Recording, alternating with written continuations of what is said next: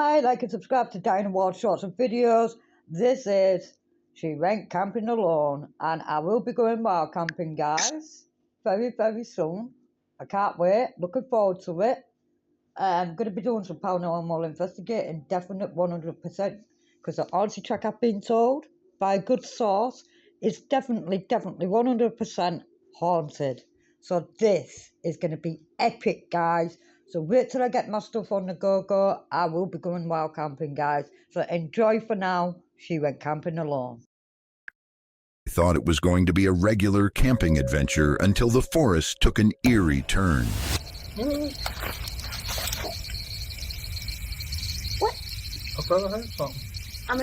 If I see somebody else, this will not be good. Today, we are delving into 6 disturbing camping encounters. Case number 1. The creator of the YouTube channel, Overland Nomad, is a US-based And this is to all the other YouTubers and wild camping and grizzly gas. You got me into wild camping. I'm so grateful and thankful. You're totally right. It does get rid of part of your depression. It does make you feel good. And I advise anyone who suffers with some kind of depression to go wild camping. It is brilliant. Let's do this. adventurer who enjoys vehicle travel, exploring nature, and camping in remote areas. On February 24th, 2026, he took a break from work for a camping trip with his dog. But the adventure turned out to be something entirely different from what he had planned. ¿Qué pasó? ¿Qué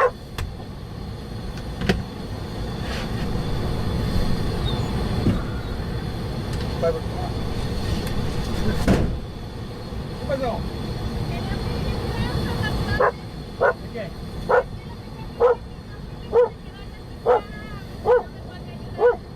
I can hear them, like, talking and stuff, but... ¿Qué necesita? I know what I'd say. I'd say, I'm sorry, love. I'd say, I'm sorry, love, but I can't help you. I'm in the middle of camping, and at the end of the day, if you brought down, there's also called a phone that you could use to, you know, call the breakdown guys. You know what I'm saying? What they were saying, I reckon they was up to maybe trying to hurt this dude, or maybe get him to do what they were going to do and help him with the car or whatever, 4x4. Because 4x4s, let's get real about it. You can go in any terrain and get by with that car. So I'm sorry, but they was up to some dodgy as anything. They were most probably going to kidnap him or something.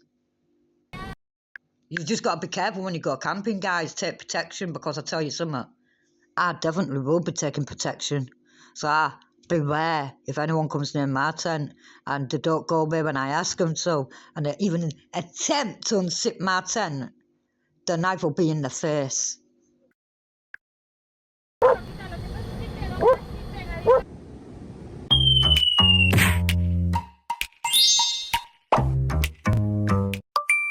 If it is invalid, we promise a tenfold refund. This denture can be successfully worn in just 1 second and is suitable. Piper, you scared me, dude.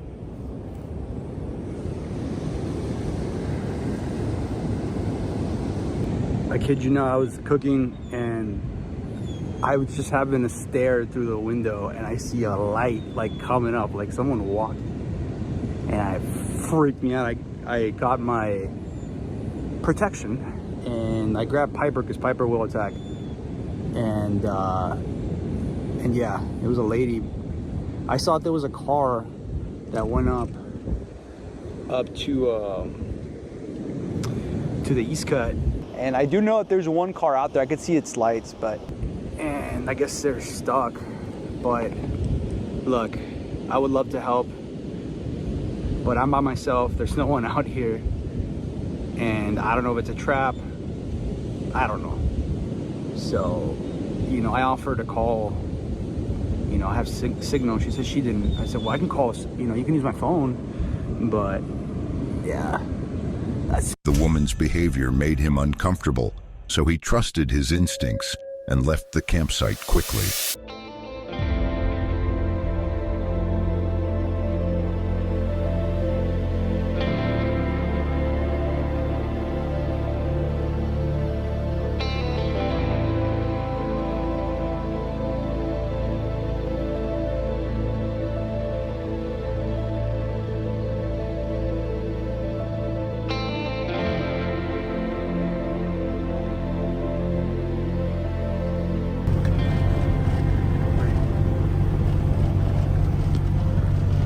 guys. Well, I was thinking about just camping a few miles south, but then I spoke to my wife and she had a good point. She's like, that just sounds super sketchy. She's like, I don't know how you're gonna go to sleep. And I said, yeah, you're right. And I did call, I called 911. I called the county just to report it. And they said they couldn't do much. They're like, we can't send anyone out there to like rescue or anything. Like they're on their own on that one. And then I told them my predicament, and the guy was like, oh yeah, that sounds super sketchy. I'd probably leave. So I calmly packed my items and then I'm heading south now.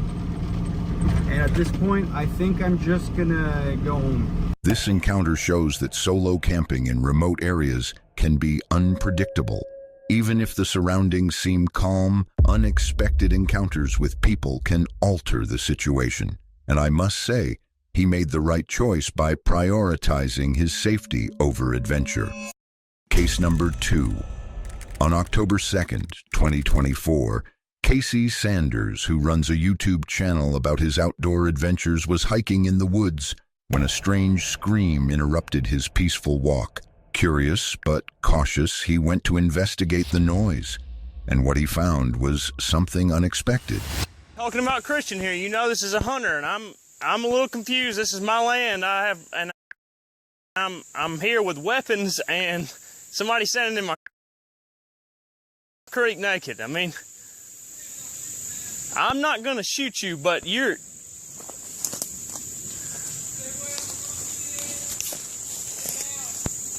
What?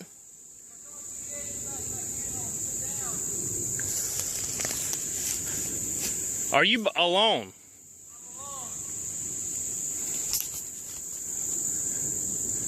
If I see somebody else... Mate, they're not going to admit. This will not be good.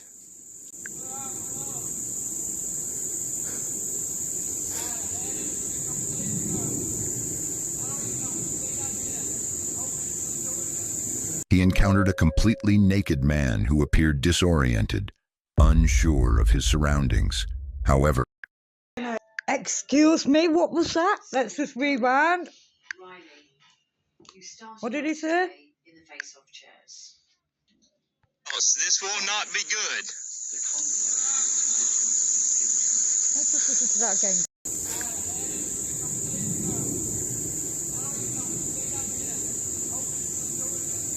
he encountered a completely naked man who appeared disoriented, unsure of his surroundings. First out, why the hell is he naked? Has he done something to somebody? What the hell is he doing in the middle of nowhere with no clothes? However, as Casey continued to question him, a far more disturbing truth began to emerge. Can you... What? Show? What kind of show? Do you know what it was called?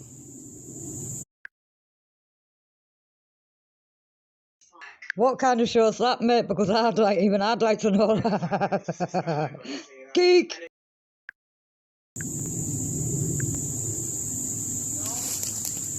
You don't know what it was called?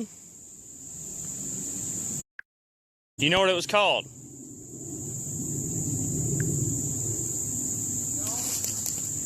You don't know what it was called?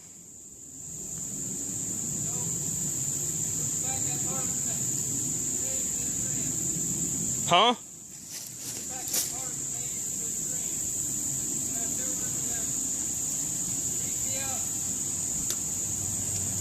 Where are your clothes?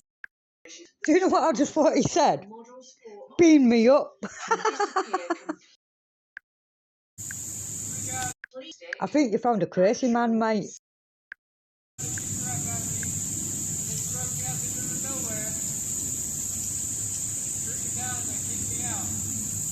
Where? You don't know where your clothes are?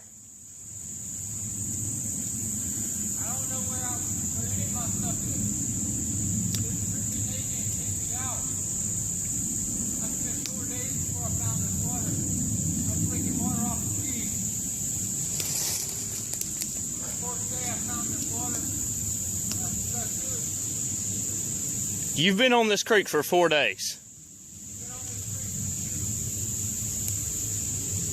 Before I found this creek, I was on the woods for 4 days. I ain't nothing.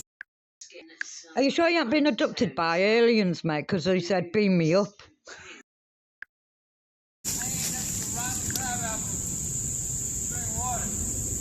Nobody's with you. There ain't nobody here with me. I really wish there was. But I'm just too gone. I know you probably think I'm crazy as hell. I mean, you got to look at it from my standpoint. Listen, you know you're not far from. You know, did you went to Tomorrow World? I'm guessing. I think leaving Tomorrow World. What? Tomorrow World. Am I from? Hey, you're not far from the original place. Do you know where it's at in relation to where you live? Okay. I know where I live. Where do you live? Man, Georgia. No, better than that. But in here, I don't know where I am. No, what county? What's your address? I know my address. What is it?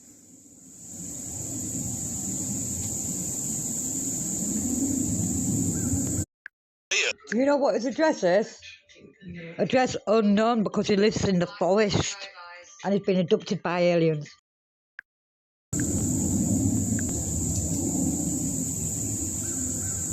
You can't think of it?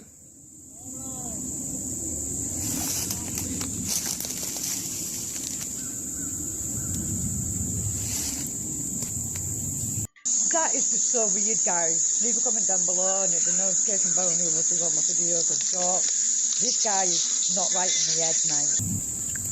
Hang on a minute, man. Hang on a minute. I got something to eat for you. Just don't do nothing stupid right now.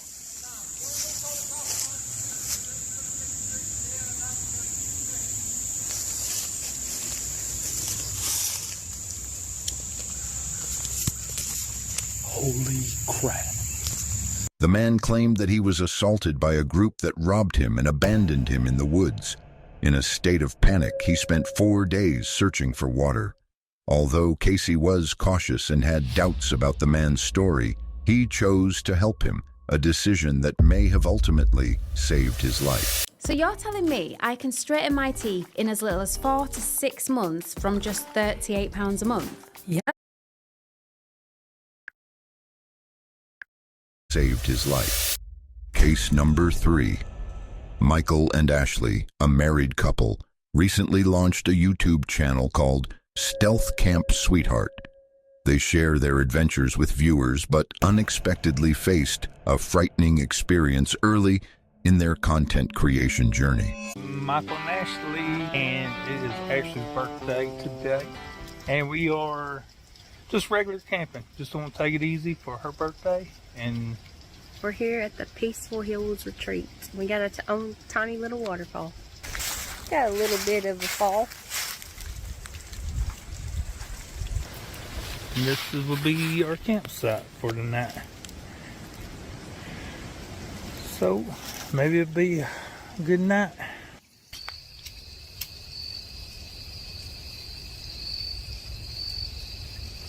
We're using a fire starter. I have never used a fire starter. Yeah, we've never used one.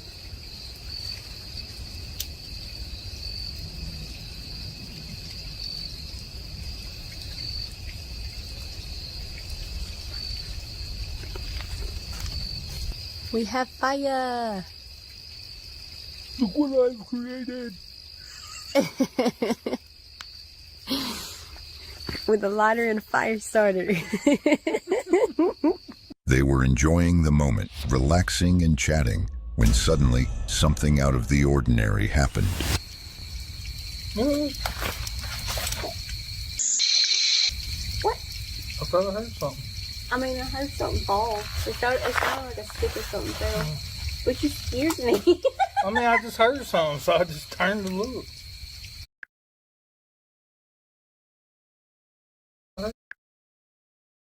When suddenly something out of the ordinary happened.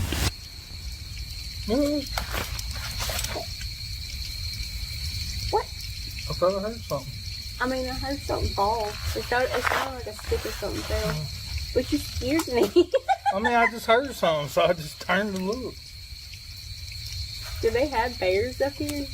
I mean, I know like Gatlinburg does, but this is the opposite end of Tennessee. I don't know. You scared me so bad. I was just turning around real quick. I was like, who's there? Who there? Who there?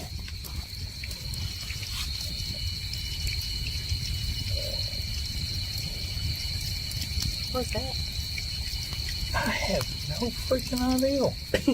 It's a UFO. Oh.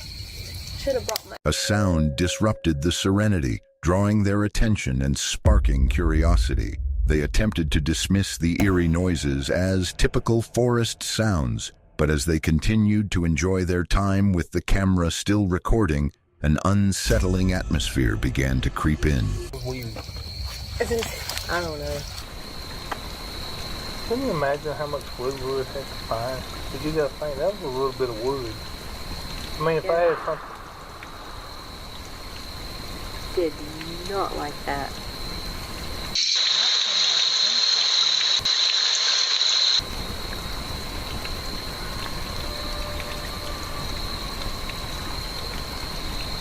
What?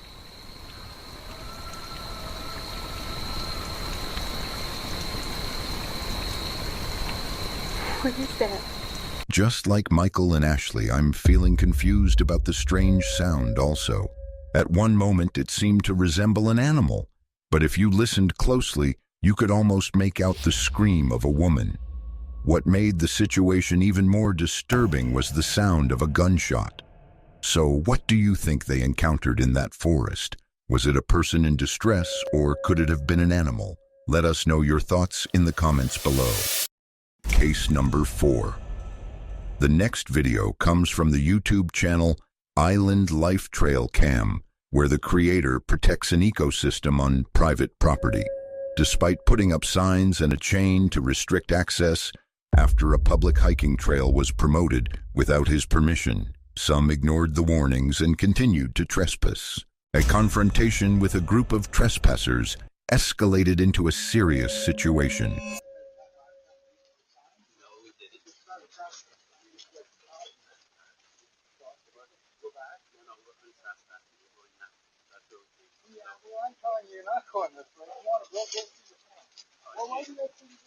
Okay, so here's the thing. Right, here's the thing. We were here 2 years ago when this wasn't private property. It's always been private. Okay, can I? Hey, 2 years ago there were no signs. 2 years ago there were no signs. There were just beautiful. No, there were signs for 5 years. No. Okay, are you telling me a lie? Yes. Okay, calling me a lie. There were no trespassing signs. No. Really? This sign here, okay. that sign on the other tree over there. Have been up here. Despite the property owner's efforts to inform the trespasser that the area was off limits, the trespasser continued to behave as though he were above the law. Just take a look at the situation. See you guys. Yeah, you're gonna block my way. Oh, you're gonna spray bear mace on me. You're gonna spray bear mace on me. Go back the other way. No, buddy. Sure. Look here. This isn't just an ordinary denture, but the globally popular Flexible Smart Custom Denture Kit. It's incredibly easy to use. Just soak it in hot water for 1 minute. It instantly activates in the hot water, becoming as soft as modeling clay.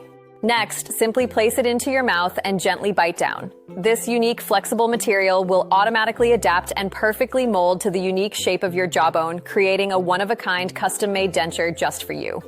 You no longer need to book expensive dental appointments or endure months of waiting. Today, you can easily create your own premium custom denture right at home. This isn't stiff plastic. It locks snugly against your gums. So natural, so secure.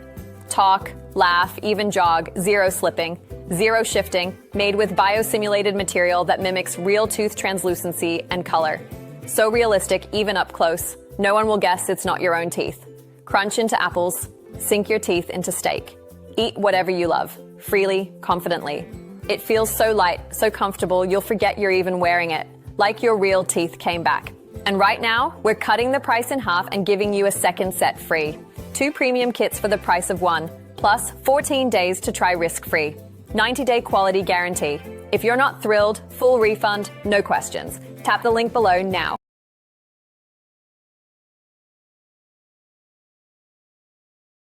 This is a sign to ditch the instant coffee. This is way better. You see, coffee should be one of the healthiest things in our diets, but research shows that instant coffee contains 4 times the amount of mycotoxins as regular coffee, and is often dark roasted, which destroys most of coffee's healthiest compounds. That's why over 100,000 people have taken our free trial and switched to Exhale Healthy Coffee. Just click the link and tell me where to send you a free bag of coffee.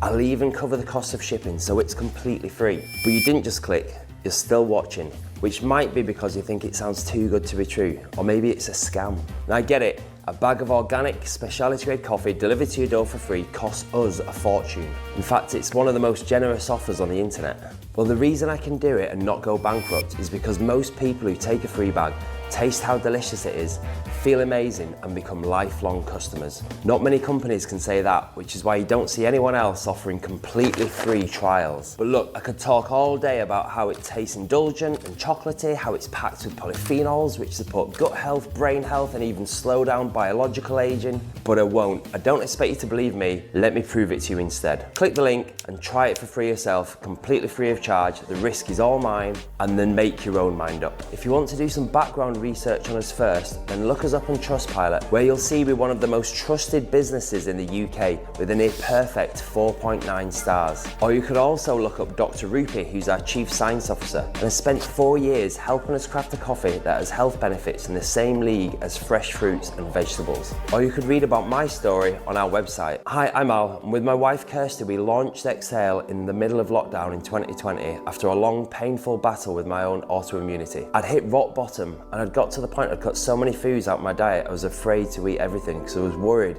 it was going to flare up my symptoms. I was spending hundreds every month on supplements that had zero noticeable effect. And worst of all, I had no energy and no motivation to properly engage with the kids. But here's what transformed everything and helped me quit my day job as an unfulfilled accountant to launch my dream business, and what gave me the energy to complete a 100-mile ultramarathon in 27 hours. Instead of adding more pills and powders, I started upgrading what I already consumed daily to versions that actually supported my health rather than worked against it. It's that simple. And the biggest opportunity? Coffee. I used to think brain fog and energy crashes were just part of being a coffee drinker. It turns out I was wrong.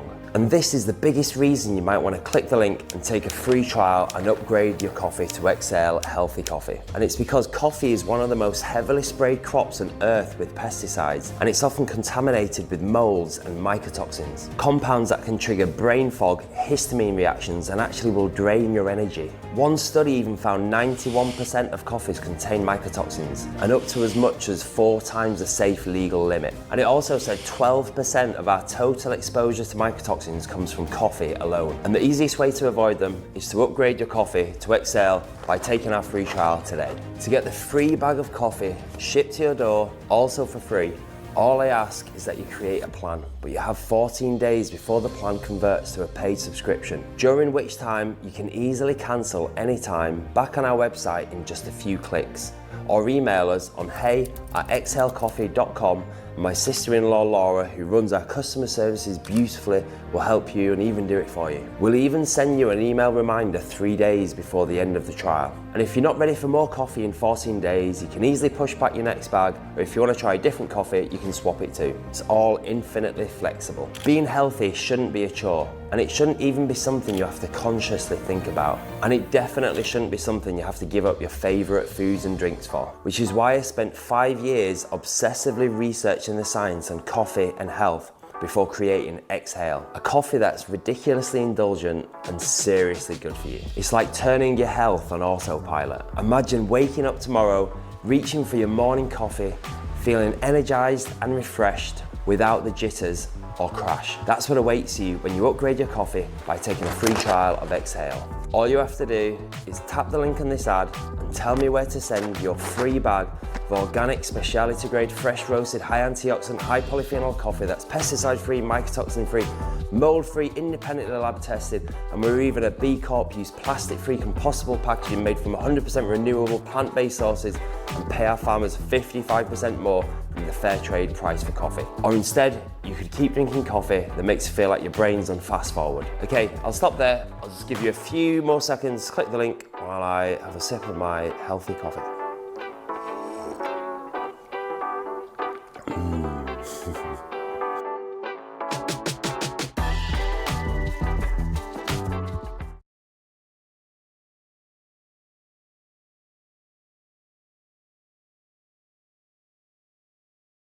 Never let your tank sit overnight after filling it, especially in winter. You own a car made after 2001, you need to hear this. I never post stuff like this, but I had to share. My parents live 600 miles away. For 2 years, they barely visited their grandkids because of gas costs. Then last month, they showed up 3 times. I asked my mom what changed. She pulled out this little device from her purse, smaller than a phone charger. She said, "We don't spend a fortune on gas anymore to see you. I thought their gauge was broken." She said, "Your brother-in-law told us about this device called Fuel Sync. It does something with the fuel system. I don't really understand it, but it works." My dad drove their car over, 1,200 miles round trip. The fuel gauge barely moved the entire trip. He drove around town for 3 days while they were here, still barely went below 3/4. They drove back home another 600 miles, and here's the crazy part. They drove here, stayed 3 days, drove back, and didn't need to fill up for another 2 weeks after that. The needle just doesn't move like it used to. That night, I had to look this up myself. I found thousands of videos and reviews online. People showing their fuel gauges barely moving after hundreds of miles, driving for weeks without filling up. That's when I found out what's actually happening. Every car manufactured after 2001 has these things called magnetic disruptors built into the fuel system. They deliberately scramble your fuel molecules into chaotic patterns before they reach the engine. So only 60% of your gas actually burns to power the car. The other 40% gets wasted straight out the exhaust as fumes. This isn't a defect or poor engineering, it's intentional. In 2001, automakers made a deal with Big Oil. They installed these magnetic disruptors in exchange for kickbacks on every gallon of wasted fuel. Your car is literally designed to burn through money. Fuel Sync was created by a former Ford engineer who got fired for trying to expose this. It uses something called electromagnetic molecular realignment, sends waves at exactly 847.3 nanometers that override the magnetic disruptors. It realigns the scrambled fuel molecules back into perfect formation. So your engine burns 100% of the fuel instead of just 60%. My mom showed me what they used to spend on gas every month. It was eating up a huge portion of their fixed income. Now their tank lasts for weeks. They're driving the same amount, maybe more because they're not afraid to visit anymore, but the gauge just sits there. They can finally afford to see their grandkids whenever they want instead of rationing trips. They had an extra one and gave it to me, said, "Just try it, you'll see." I plugged it into my car that night. Little black device, goes right into the 12-volt outlet like a phone charger. That's it. No installation. I commute 40 miles a day for work. Used to fill up twice a week like clockwork. 2 weeks went by. Still hadn't filled up. The needle barely moved. My wife thought I was lying to her. She didn't believe it until we plugged one into her car. Same thing, her gauge just stopped dropping like it used to. We did the math. Between both our cars, we were spending a fortune on gas every month. Now we're spending just $23 a month for 2 cars. The difference is insane, and my parents can actually afford to see their grandkids now without choosing between gas and other bills. My brother has one, my sister has one, my dad's best friend ordered 3. Our neighbor saw my parents visiting again and asked what changed. I explained it. He ordered 3 that day. Now half our street has them. You're not getting bad gas mileage because your car is old. You're getting bad mileage because your car is doing exactly what it was designed to do. Waste your money. Since 2001, the magnetic disruptors have been scrambling your fuel, so 40% goes out as fumes instead of powering your car. Fuel Sync overrides that and restores the efficiency that was stolen from you. Gas companies are trying to get Fuel Sync banned. They've already forced it out of stores. Right now, it's only available online. And apparently there are cheap knockoffs on Amazon that don't have the real chip and can damage your charging port. Only get it from the official website. They're offering 50% off right now. My parents paid full price. I paid full price. But if you order through the link below, you get half off. There's also a 180-day money-back guarantee. If it doesn't work, you get your money back, no questions asked. I'm not someone who posts about products, but this is the reason my parents can afford to see their grandkids now. My mom literally cried when she realized they could visit whenever they wanted instead of having to save up for months just to make one trip. If you've been putting off seeing family because gas costs too much, this solves that. If you're spending hundreds every month on gas, this changes everything. Works on any car made after 1996. One-time purchase, plugs into your cigarette lighter, that's it. I left the link below the Learn More button. Only a few hundred units left in stock, with the legal pressure from oil companies. Who knows how long they'll be able to keep selling these. Tap the button now to get 50% off before they're gone. P.S. My mom's church friends asked why she's been able to visit us so much lately. 6 of them ordered FuelSync after she explained it. Don't let gas costs keep you from the people you love. Get yours now while you still can.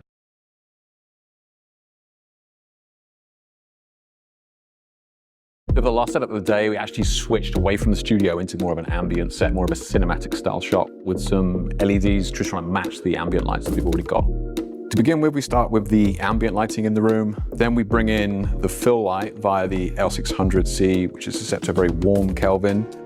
Next, we bring in another L600C with the reflector dish, again set very warm. And then lastly, we bring in our key light, which is another L600C with a beauty dish.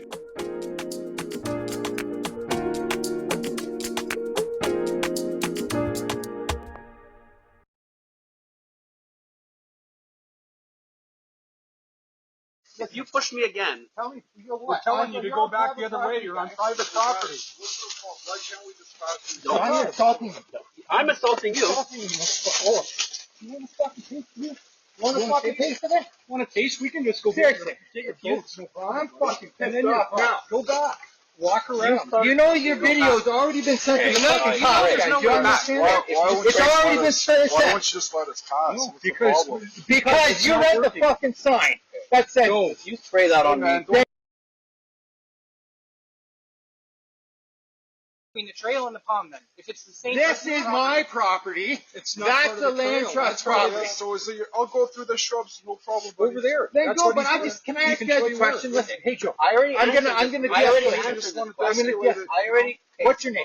Martin. Martin. My name's Scott. Nice to meet you. Thank you, Scott. What's your name? Now listen, I'm trying to answer. You understand why we're upset? I'm trying to answer. You guys, can I say one thing to you? Sure. You walked by. Yes. How many signs? And I'm did you trying see? to explain myself, but you won't. Here, we came all the way here to hike this hike again after 2 years, and we decided, okay, yes, we see the signs. We even saw the reason. We even saw the reason. Well, I know you don't. Someone, Okay, we saw the reason. But you understand how? Yes, we own this property. Yes, have to deal with we it. won't come back. Yes, we Well, decided. that's it, but I just, in my mind, that's why we're saying what's private property. Do you have a 1 hour commute to get to that spot? What do you do 1 hour to get here? You can get some kill them. Yeah. Okay.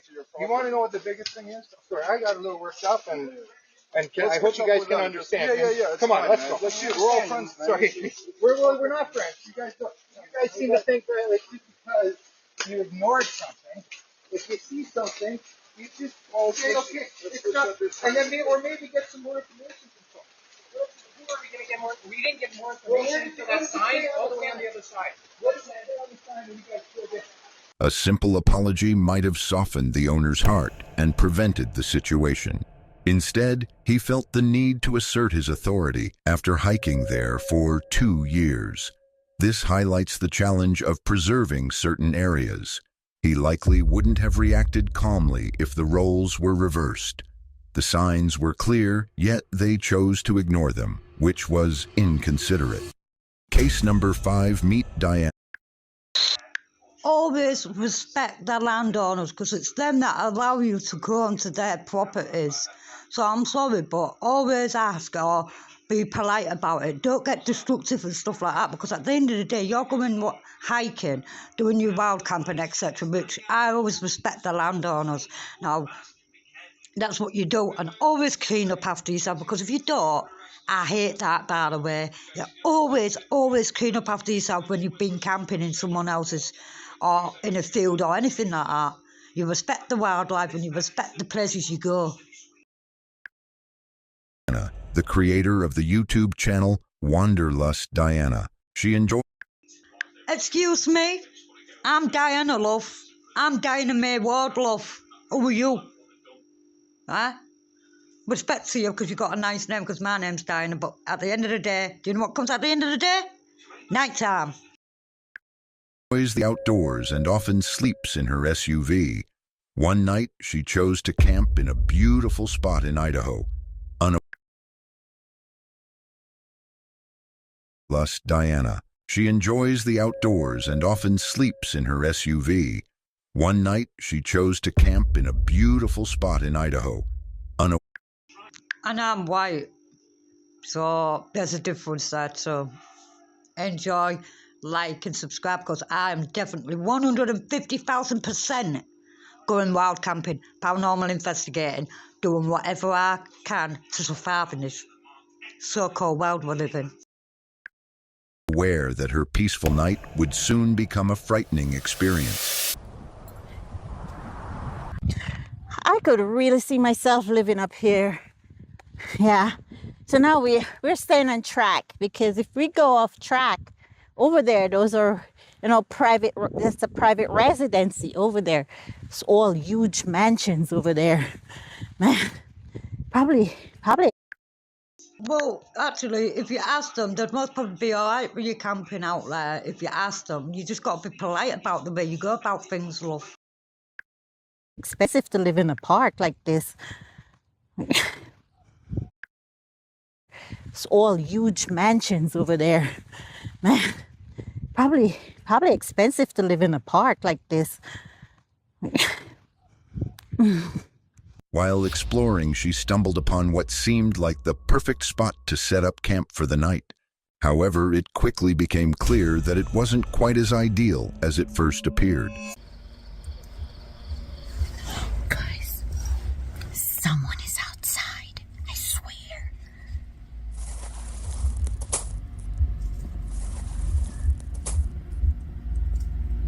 Who is out there? Sounds like they're running. Get away from my car, please. God, I'm leaving. Get away from my car right now. Tell them you've got protection, love. I'm gonna leave. She made a wise decision to leave when she did, because you can never be sure of someone's true intentions, especially when it comes to strangers. That night, she found herself sleeping in a Walmart parking lot. When morning arrived, she noticed something peculiar. Guys, I'm gonna have to, let me check one more time. I'm double checking. I'm actually nervous. I'm double checking. See, it's gone. It really is gone. Look at this. Nothing there. Now, my car doesn't have class. It looks weird. My car looks weird without the amulet. This is just madness. Like, I'm not sure what it was. If it was a person or an animal. Took my amulet. I'm not being funny, but It really is missing. It's gone. Look at this. Nothing. I'm convinced that the person hanging around outside it is the one who took it. It certainly didn't just fall off. Still, she felt relieved to be safe, understanding that her life is far more valuable than a car emblem.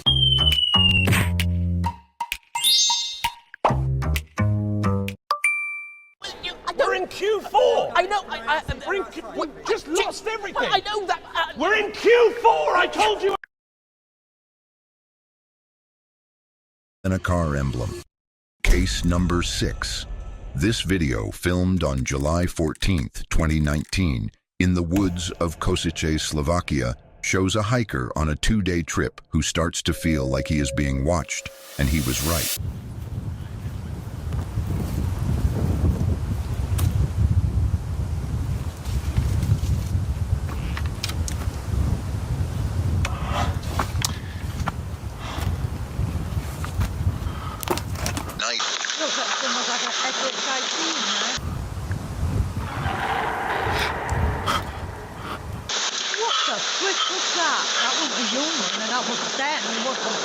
A loud growl came from outside. Scared, he ran away, but was shocked by what he found.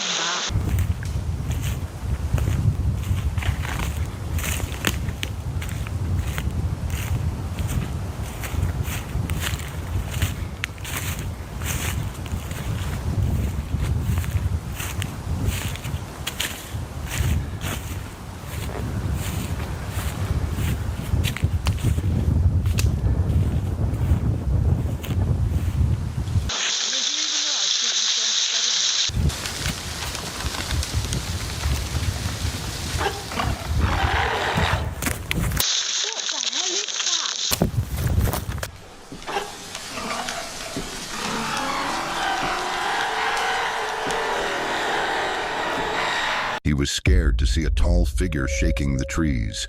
Its large size was noticeable among the other plants. Fearful, the hiker ran away, vowing never to return to the woods. Let us know in the comments below the most terrifying encounter, and do not forget to subscribe. What? Oh my god. No, that was a shout. Did you hear? Not everything that watches you in the woods has eyes that you can see. Even the most experienced and well-prepared campers can find themselves in terrifying situations, which is exactly what happened in these cases. Our first video is from a UK-based paranormal channel called Brothers Wild, run by two brothers.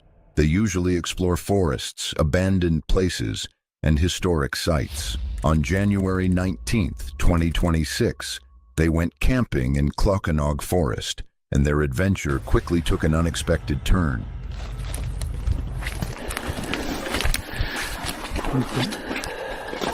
That was a growl. What is...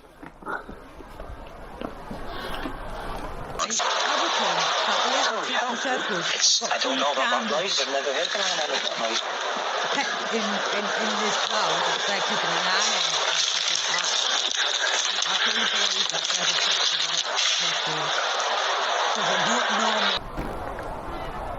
It's down there now. I don't know what it is. Not long after entering, the atmosphere grew eerie, immediately shifting the tone of the adventure. However, that was just the beginning of the series of events that were about to unfold. Again. Wait, let's just stop a minute.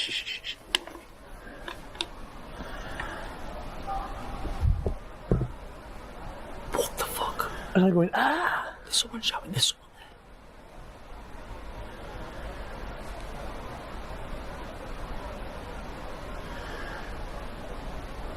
I don't even know what, I don't even want to say what that sounded like. But if there's such a thing as residual energy, that sounded like a man. Well, there's been skin crawlers down here as well. That sounded like a man going, ah, help! Like proper in pain. What the fuck? Right. Again. You haven't even got... For any spirits out there, we do come in peace. We are just trying to record proof of the existence of paranormal in the most peaceful ways we can.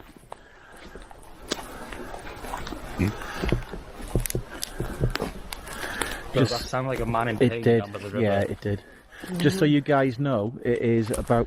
Oh, say it again. Just we need to stop. We need to listen to this. There's someone down there. It's every time we start walking, just be quiet.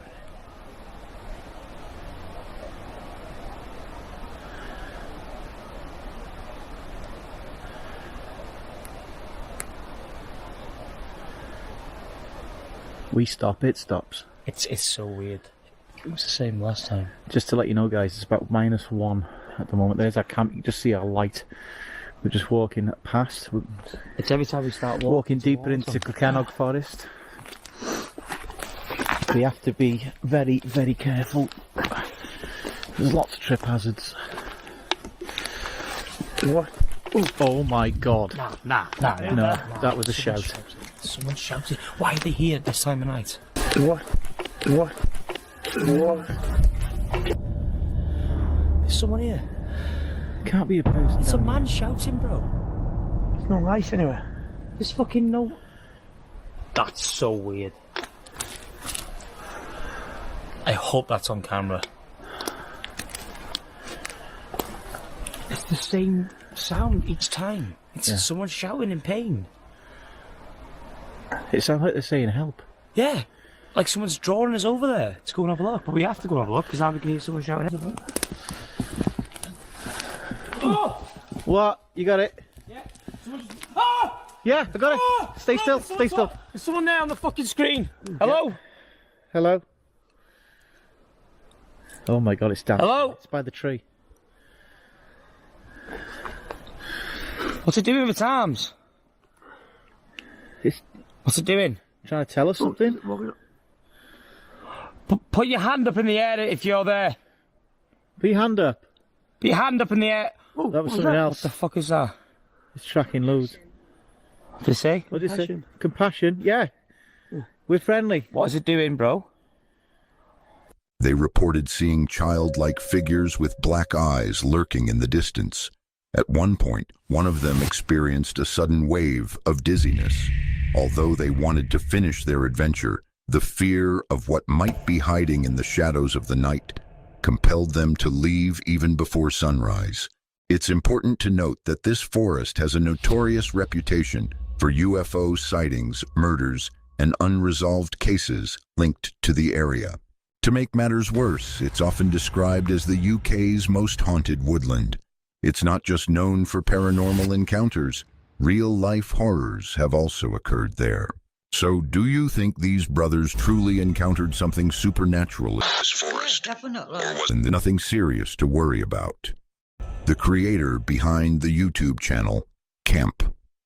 Like a Bjorn decided to spend a night camping in the woods near a peaceful river. At first, everything seemed perfectly normal as he shared his surroundings with his viewers. However, as night fell and the darkness deepened, something unexpected happened that changed the mood entirely.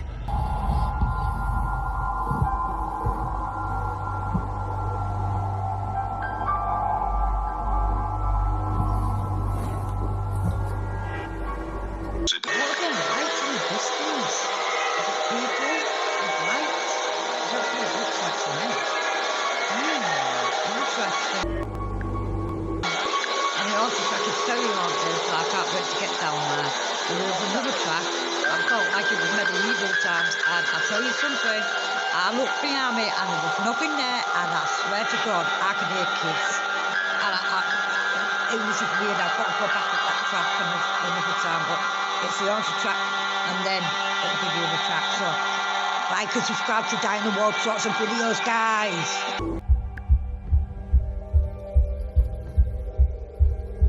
Unexpected light can signal danger, especially when you're alone. Soon he realized it was a vehicle, which only raised his anxiety. But then the vehicle turned around and left. For a moment, he thought the threat was gone, but that wasn't the case.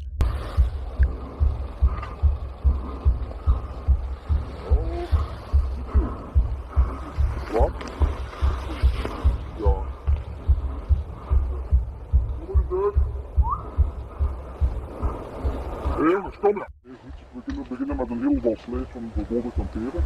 Ja, hier grote verboden domein bosweg, dus we zijn heel geïnteresseerd of dat gebouwd kunnen worden. So guys, I got busted. I'm packing up my gear. I'm out of here. I have to go to the office. These foresters, they have an own office here at the domain. And they took my passport, they took 2 cameras. And we will see if what will be the verdict. I don't know. But I don't have much time. I have to pack and I have to walk all the way to my car that I parked further away. Eventually, he was ordered to leave the area immediately. They confiscated his passport along with his camera, making it clear that he wasn't welcome there. Without wasting any time, he left the premises. This encounter serves as a reminder that one should always prepare for the best and, at the same time, the worst when embarking on adventures like this. The host of the YouTube channel Novice Wild Camper is an outdoor enthusiast who enjoys quiet hikes and relaxed camping. On December 20th, 2021, he went on a camping trip. Everything went well at first, but during the night, something unexpected showed up.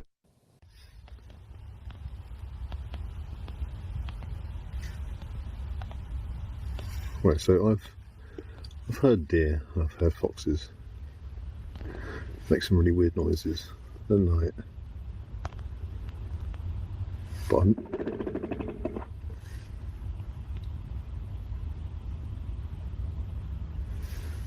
I don't know if you heard that. I'm not sure if the camera picked it up, but God knows what it is. It's quite a weird guttural sound. I'll try and boost it on the edit, see if you can.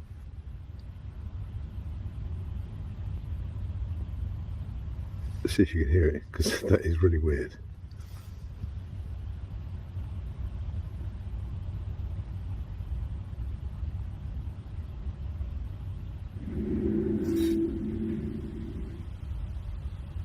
Did you hear that? That's quite. What was that? Let me go round that. Dear. Did you hear?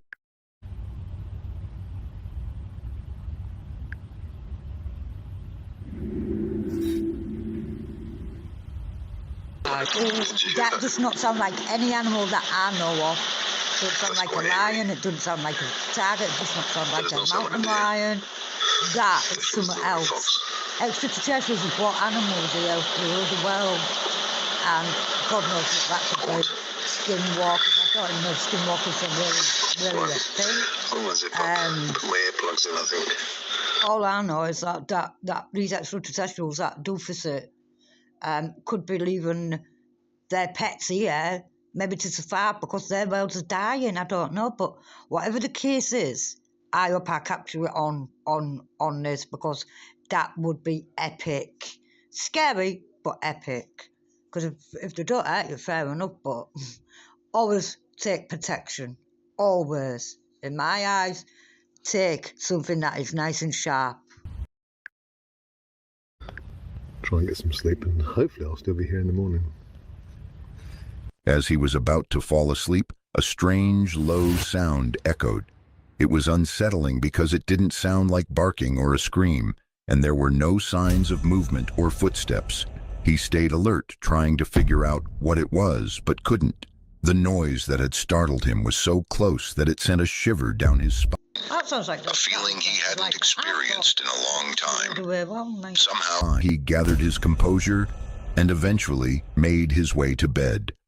When he woke up, the eerie stillness of the forest enveloped him, as if the night's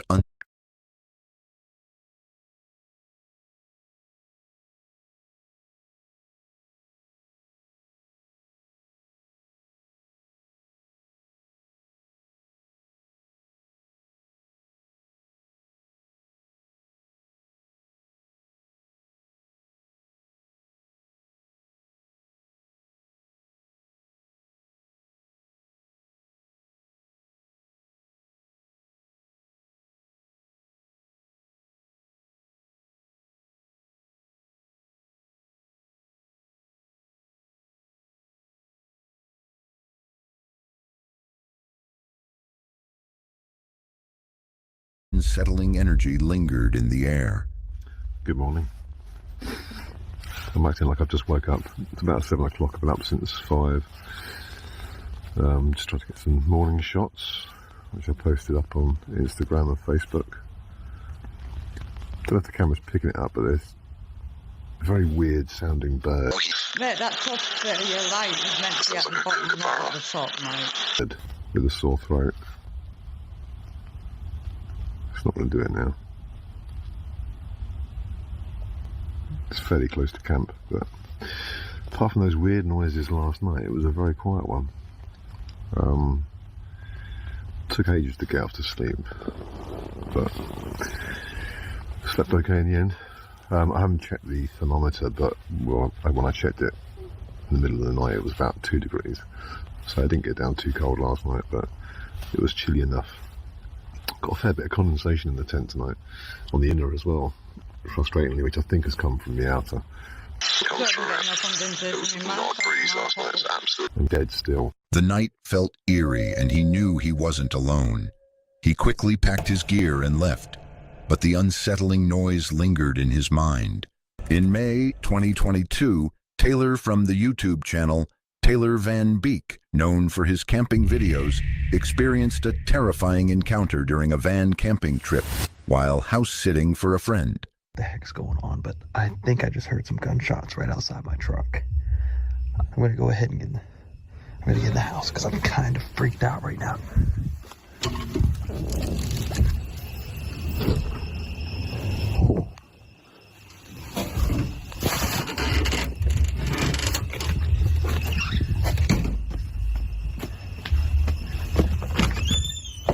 It's 2 o'clock in the morning right now. We just heard some gunshots go off. I don't know what the heck's going on. And I have not seen any cops show up, so I don't know if those were actually gunshots that went off, but I think we're gonna go ahead and just fall asleep on the couch inside this house. And I will see you guys in the morning. The gunshots made him leave and go to his friend's house for safety. His adventure turned scary, but he felt curious and decided to look into it the next morning. Sadly, what he discovered only made things more unsettling.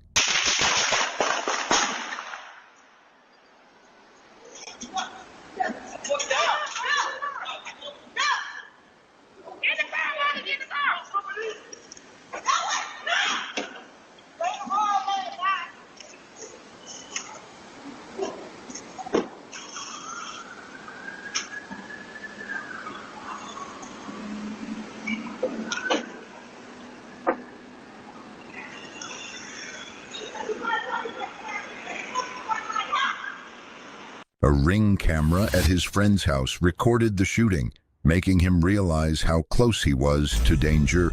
He survived and noted the importance of staying alert, as danger can emerge from nowhere. On September 24th, 2024, Kenny, a YouTuber from Kenny of All Trades, went camping with his dog in Foothills State Forest. After enjoying a meal in the peaceful nature, he went for a walk, not knowing that something frightening was about to happen. I'm telling you what, there is just noises all over. Maybe we should go for a little walk. I'm pretty sure this is how most good ideas start, or horror movies. Check out all the acorns. That's gotta be what I hear dropping.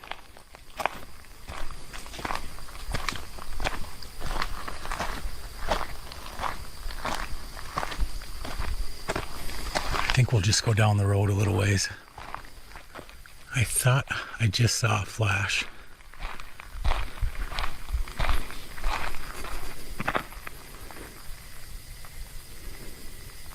Man, all kinds of noises. That flash could have been a reflector or something.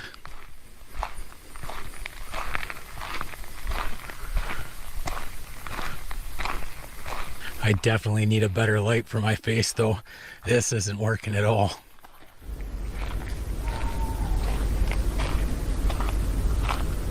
It's a beautiful moon tonight. Almost a full moon.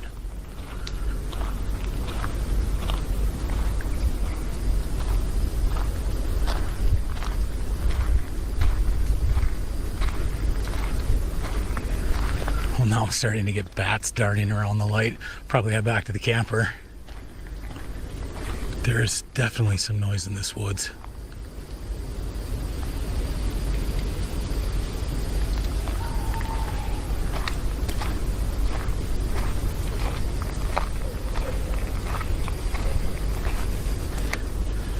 We made it back home. He was surprised by the creepy silence and odd sounds in the forest. Scared of what he couldn't see, he decided to go back to his camper for sleep. Little did he know, sleep was far from him. You hear that? I know this is gonna sound crazy, but I'm laying in bed and it sounds like something is being thrown at the camper.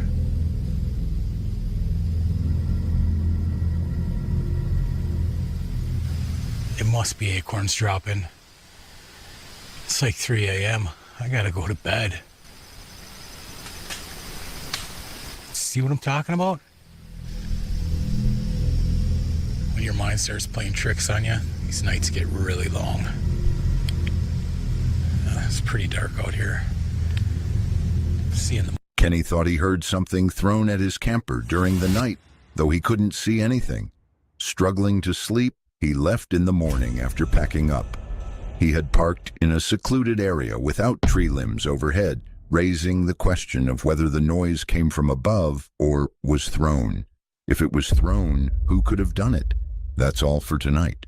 On December 22nd, 2025, Bella Clark uploaded a winter video filmed inside the Washington Jefferson National Forest in Virginia. What was meant to be a calm winter hike slowly turned into a tense and uneasy day in the snow. And I'm doing my first winter camp out tonight, so I'm really excited. I'm a little nervous. We have plenty of hot hands, we have plenty of blankets, and I honestly think we'll be perfectly fine. But the first problem came early. The campsite was not there. The road that should have existed simply did not. Okay, so slight problem. The road for primitive camping just doesn't exist. So I'm gonna have to find something else, and I'm gonna have to find it quick because the sun is setting in like 3 hours. So She kept driving. Deep woods, no service, creek crossings, private property signs.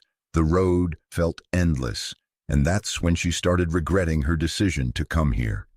but it shows you where primitive campsites are too. And it's worked for me one time. And the other times, not so much. It's kind of hard to find primitive campsites. If anybody has any suggestions or any tips, please let me know, because I have had a lot of trouble finding any, really. I've just come to a literal creek river. I don't know how deep it is. It doesn't look super deep. I kind of just want to send it, but I also really don't want to get stuck, because that would be so embarrassing. And I don't even know if there are guaranteed campsites up here. You really do only live once, so I'm gonna do it. Yeah, no, I don't think so. Okay, it's like not deep at all, and it's rocky, so I think I'm literally fine. That was so easy. That was so easy. I don't know why I was tripping. I'm also seeing quite a few private property signs. Oh, man. Very bumpy road. Okay, more private property. Ooh, a big bird. Oh, there's a bald eagle. Yeah, bald eagle. You're definitely not gonna be able to see it on the camera, but I promise there was one. Big puddle. Oh, I don't know if you can see that, but there is a Confederate flag on that tree. Welcome to Virginia.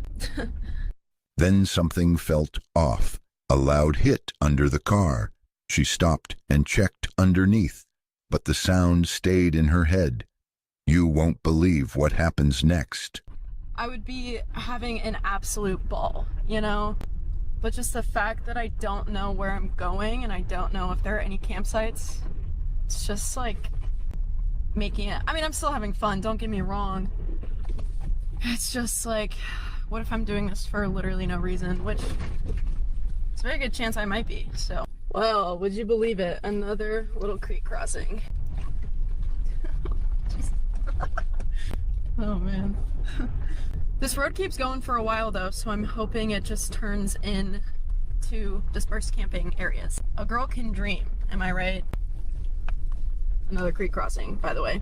So, let's knock this out real quick. Oh my god. Well, that did not sound good, did it? There's a really big rock in the stream that I did not see. And I just rocked my shit. You okay down there? Well, I don't see anything leaking or dangling. The road only got worse. Another scrape, another crossing. The car was almost stuck. Her voice changed. She couldn't stay any calmer. Really disappointed. I still have a couple hours of daylight, so I'm gonna try to get back to somewhere where I have service and try to figure something out. This really makes me nervous, I'm not gonna lie. Okay. Alright, gotta take it nice and slow. I think I'm just gonna scrape either way.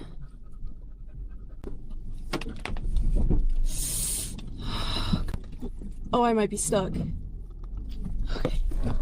Okay. Okay, I made it over. I scraped a lot. I don't know if you can hear that. Okay, I mean, I don't see anything dangling down, and I don't see anything leaking. So that was quite humbling. I'm not gonna lie. Okay, guys, change of plans. She chose to hike instead. Snow on the trail, quiet woods, heavy breathing in the cold. The forest felt wide, but also closed in.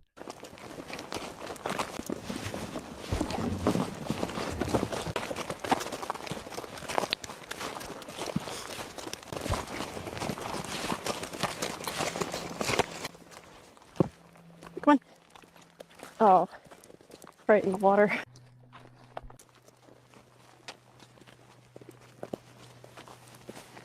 It's so pretty. Okay, I'm getting hot. The number one rule for winter, anything really, is do not sweat. Because then your sweat will freeze and you'll be freezing. Hey, quit that.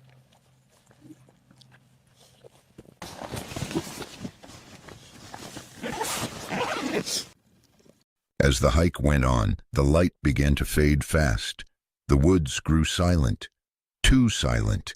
Every step sounded louder, and what happens next will leave you shook.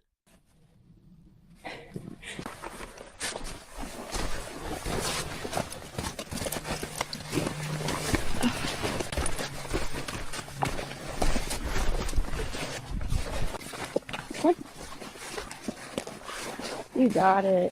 Darkness came suddenly. The trail was hard to see. Shapes felt different at night. She said it was a little spooky. His pace picked up. Come on, let's go. We have about 1.7 miles left. And Brixie's booty, the Velcro keeps getting a bunch of ice and snow packed down on it. And it's just not holding, and that one specifically just keeps falling off. But I'm just gonna leave it for now, because we're almost back at the car.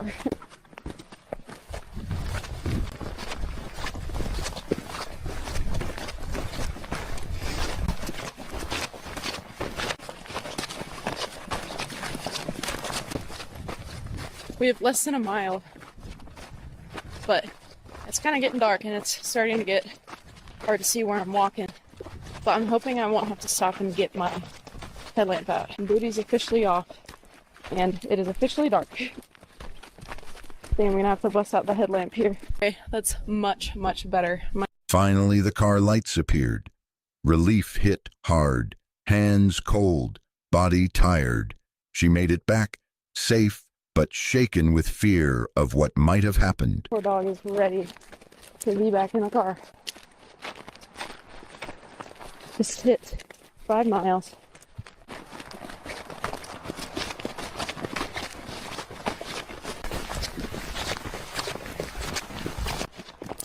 Here we are. Good job. Okay, there you go. Good job. I really want to make some hot coffee for the dry pump, but I'm not super confident that my jet boil is gonna work. It's so cold, but we'll see.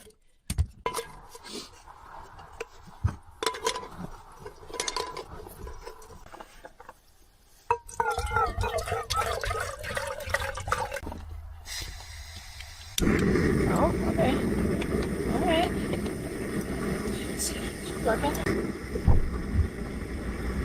Can you see my breath? That's crazy. Kind of want some ramen too, but I really don't want to take the time to make that right now. But I'm really hungry, so we'll see. Nothing chased her, nothing attacked. But the forest did not welcome her that day. Sometimes things do not go wrong all at once. On January 11th, 2026, Wildcat Adventures uploaded a video filmed at Hot Water Beach, New Zealand. What should have been a calm solo camp slowly turned into a disturbing situation. Oh, it's like a bath. Wow. Oh my God. That's so cool. That's so cool. We're gonna go for a swim. Oh, and I found a nice volcanic stone as well. Apparently this big volcano, this big one up there, erupted about 150 years ago. So, volcanic rock. I've got one from Pompeii, and now I've got one from New Zealand. Right, let's go for a swim in a warm lake. Oh. It's warm. It's a bit cooler there. Does water swimming get any better than this?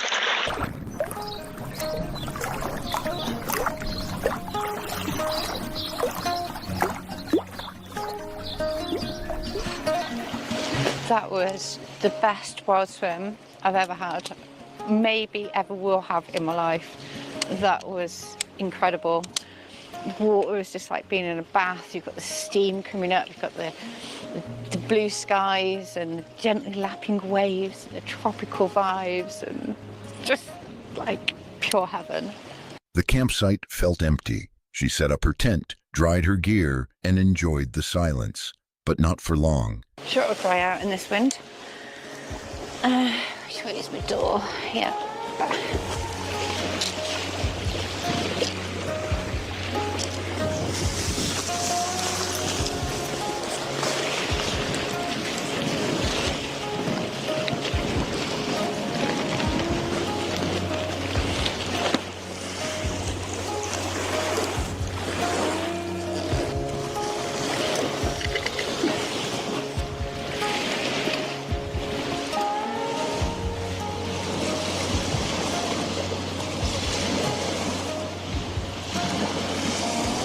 It's always so much nicer when you're in your tent, isn't it? It feels like home, out the wind. It's just perfect. It was evening now, and the sun had already set. Dinner was simple. The lake water boiled. Rain began to fall. The beach stayed dark and still. Nothing felt wrong yet. It's like, is there anywhere to get any water? And he's like, oh, we all just get it from the lake. Like all the locals, they just get the water from the lake. It's like, don't you filter it or boil it? It's like, no. Bit of swampo, it's just extra flavouring. I'm going to filter it. Or boil it. I'm sure it'll be fine. Then something changed. She looked up and saw people arriving, not far away. You won't believe what happens next. Take two. Apparently they booked that campsite a couple of months ago, so I have actually booked this particular spot. They did not camp far. They set up right next to her tent. The whole beach was empty, yet they chose that exact spot. Behind me, literally, you'd be able to hear them snoring and farting, and they had two babies as well. She packed up, not panic, not fear, just a bad feeling. She moved her tent away, knowing sleep would not come otherwise. Pretty knackered, very chilled. I'm gonna go to sleep. Night. She claimed it reminded her of why she avoids campsites, how fast peace can disappear when strangers arrive too close. Walking along the beach right in front of my tent. It is quite annoying because there's another path up there and they don't have to walk past the front of my tent. The place was still beautiful. Volcano in the distance, steam on the water, blue skies above. But the feeling was gone. That's better. Life is better with coffee. Just the water just steaming with the heat.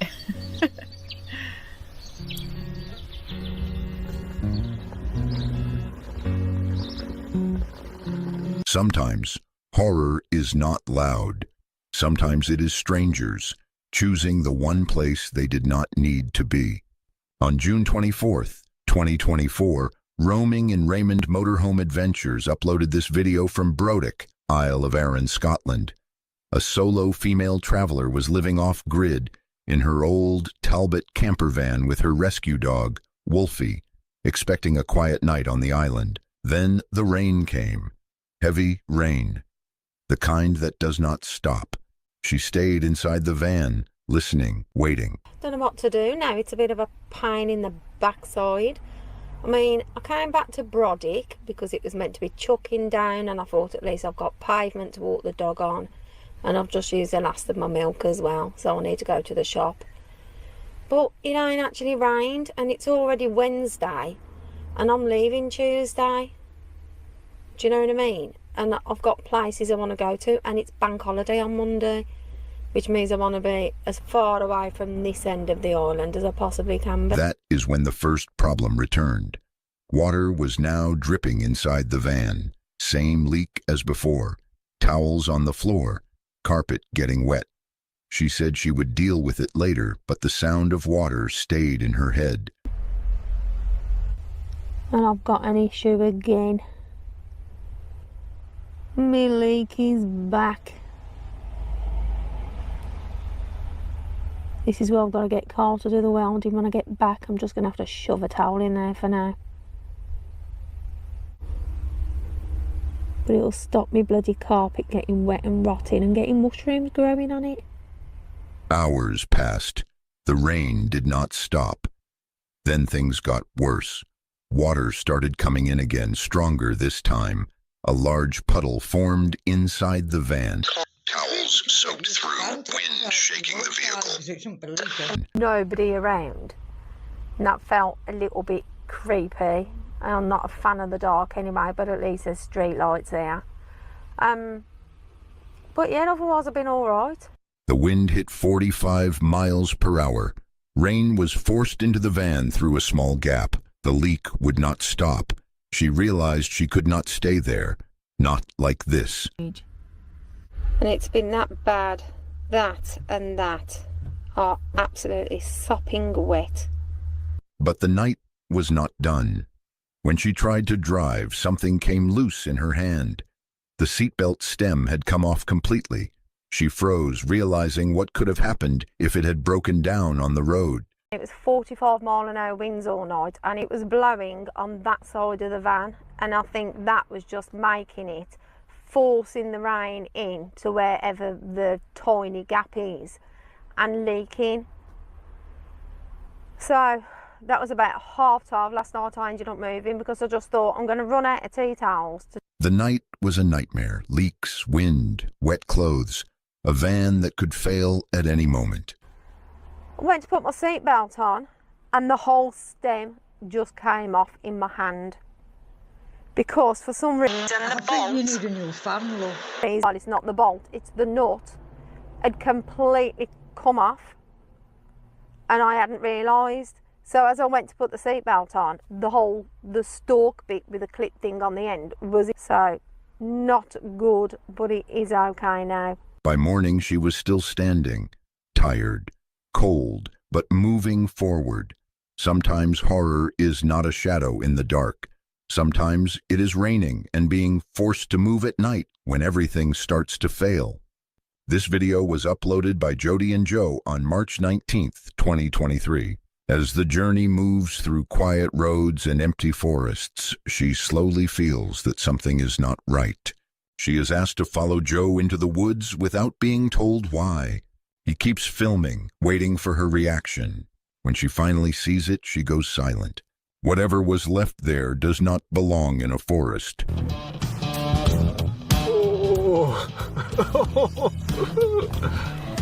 Oh, that is disgusting. How do you feel sleeping here tonight? I'm gonna have nightmares. Even after seeing that, she agrees to stay the night. The campsite is fully dark. No lights, no voices, just trees in every direction. She says it feels like no one would hear them if something went wrong. I don't know why Joe makes me into these things. So tonight we're staying at our second scariest campsite. Later, flashing lights suddenly fill the van. Someone is outside. For a moment, she thinks they are in trouble, or worse, being watched. The fear hits before the truth is known. It's 7 o'clock in the morning, and we just got woke up by lights and flashing and banging because the local police wanted to bring us some croissants. Isn't that the cutest thing ever? Joe made friends with him last night. He went out to do... On the road again, they stop near an old railway line. The tracks are dead. Trees grow over them. It feels like a place time forgot, and she does not stay long before wanting to leave. We're on our way to the next campsite, and we pulled over because we saw something so cool we just had to stop. It's definitely not working because they've got old trees blocking it. Yeah, trains have definitely not been here for a very long time. We are. That night, they camp deep in the forest once more. No clear danger is seen, but she keeps looking into the dark. The silence feels heavy. like something is just out of sight. Do some better acting. I'm not actually trapped. Do not play on rail tracks if they are active children.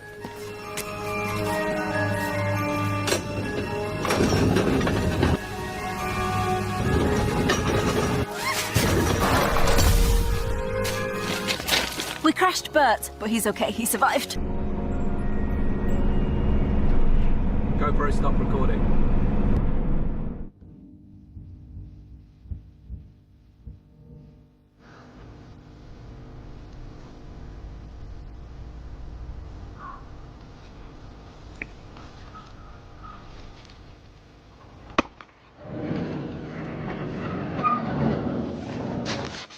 It's so beautiful. Thank you with a knife, but you That's not show up. Gross me off. They look like hospital food.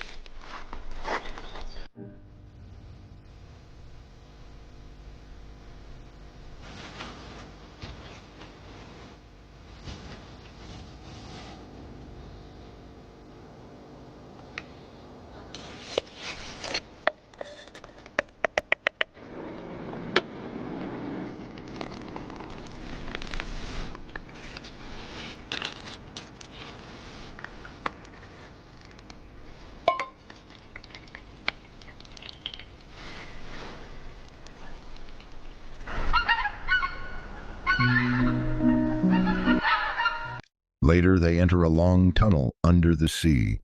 The walls feel close. The light disappears. For a few seconds, she feels trapped with no way out. We're now underground the whole way to Sweden, but this is a really eerie tunnel. It's so narrow and low and appears to be going under the sea. I thought it would be a bridge. Hopefully that... In Sweden, small things start to fail. The water stops working. Repairs are needed. She feels like the journey itself is wearing them down. It just doesn't work.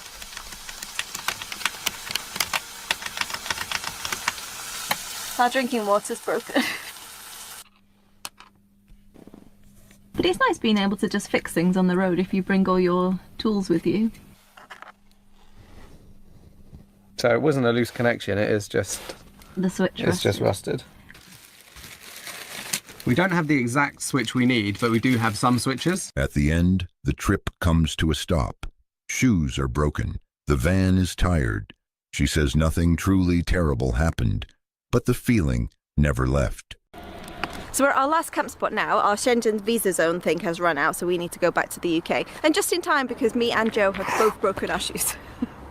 But when we get home, we've got loads of exciting upgrades for the van, which we can't wait to show you, so stay tuned. Sometimes the woods do not need to show you something scary. Sometimes the fear comes from what stays unseen. City Boy YouTube channel uploaded this video on January 11th, 2026, when he was driving deep into a forest in Japan, far from any city. The road ended and there was no one else around. He decided to stay the night in his car, alone, surrounded by trees and silence.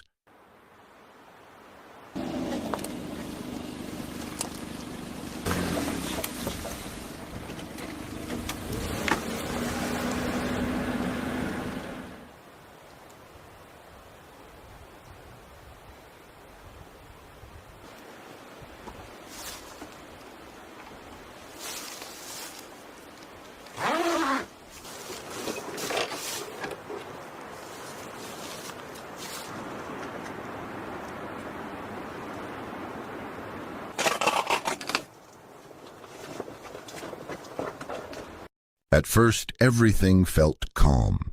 The weather was cold but peaceful. A river flowed nearby, and the forest seemed quiet, almost too quiet.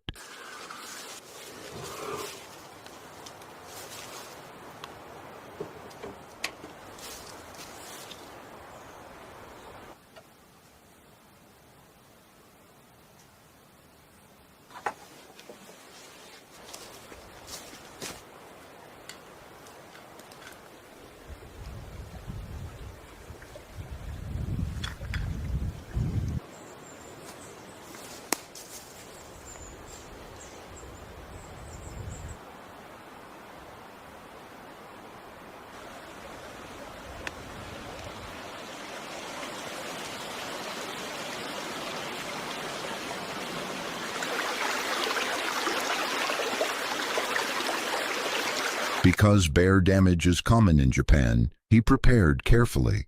Even after trying his best to make some noise, the forest did not feel friendly.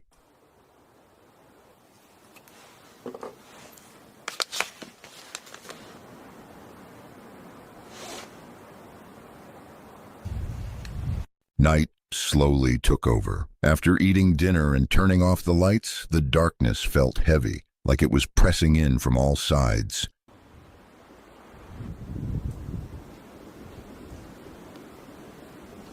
Later, when he stepped out to go to the toilet, the path felt longer than before. The trees looked the same in every direction, making it easy to get lost.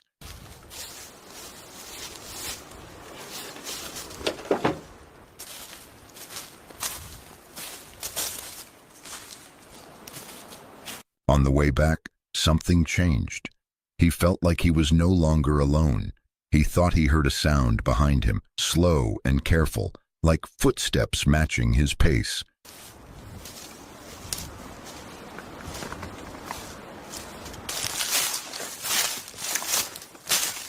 The sound came again. This time it was closer.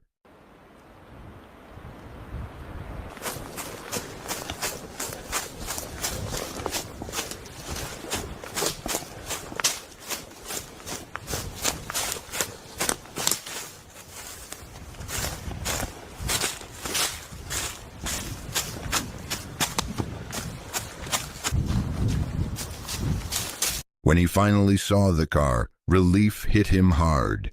He ran the rest of the way, knowing deep inside that looking back would have been a mistake.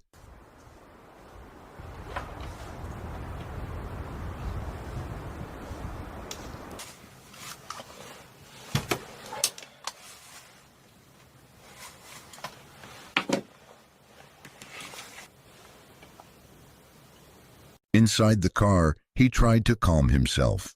He told himself it was nothing, but even while resting, the fear stayed with him, sitting quietly in his chest.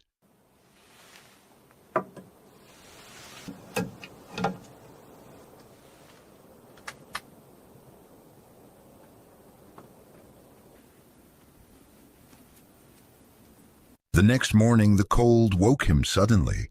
The forest looked normal again, as if nothing had happened. But the feeling from the night before did not fade so easily.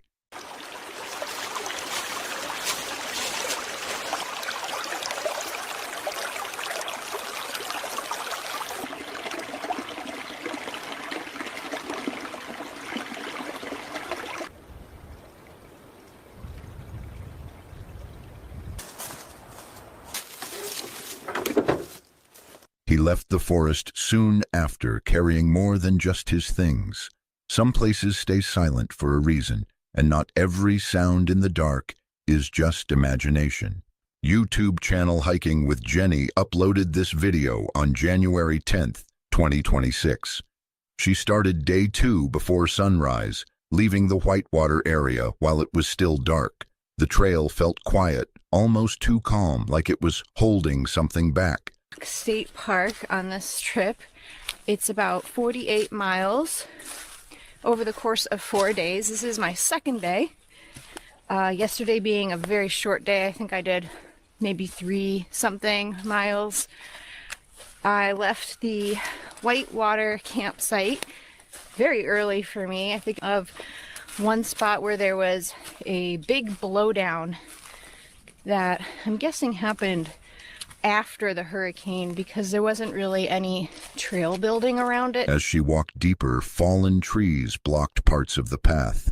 It felt like the trail had been disturbed recently, like nature was still unsettled. The miles passed, but the forest stayed the same.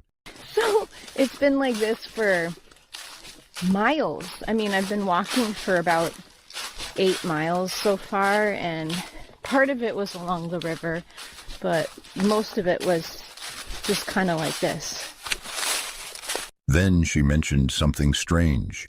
She had weird dreams on this trail before, and last night it happened again. A dream that made no sense but still felt wrong when she woke up. I had another weird dream I was at some restaurant and there was a menu item where you could order a sandwich, and the special ingredient of the sandwich was a pair of your own underwear. And so I was like, oh, I'm gonna try this. This sounds like a good idea. So you have to supply them, and then they bring the sandwich out to you, and it's, you know, it's like pretty basic. They have like a bun, like a hamburger bun, and in between the bun halves they had spread, it was like a butter or a cream cheese and your underwear, like folded up on the bun. I imagine you're supposed to remove the underwear and it's supposed to just be more like a hint of flavor. And it's kind of more just like a trendy thing. She tried to laugh it off, but the trail did not feel lighter after that. The stairs ahead were long and heavy, pulling her down with every step. Now we're talking. That is a honking staircase. Holy cow. Look at that.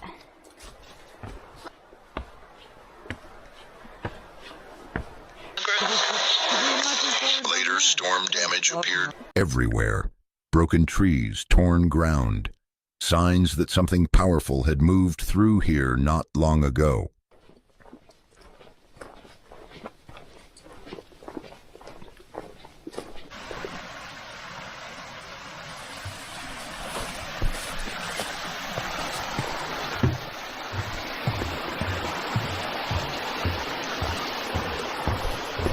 Little update. As the day went on, her energy dropped. Rain started to fall, soft at first, just enough to make everything feel cold and gray. Put a rain jacket on, but then I'm probably gonna get hot. I don't know. But it's not like raining hard enough where I'm concerned about. Then came the bridge. It moved under her feet, shook with every step. The water below felt too far down, and the sound echoed longer than it should have.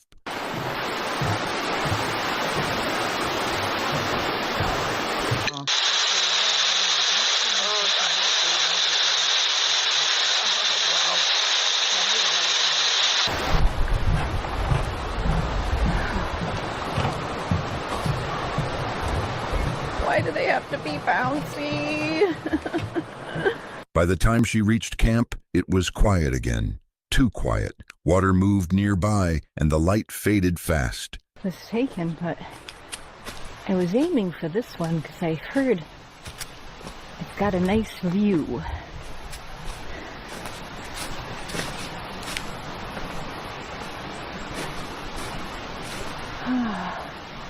Picnic table. It looks like some good trees for hanging. This looks great. This will be home for tonight. She set up her hammock and lay down early, exhausted. The forest sounds returned slowly. Water, wind, distant voices from other campers.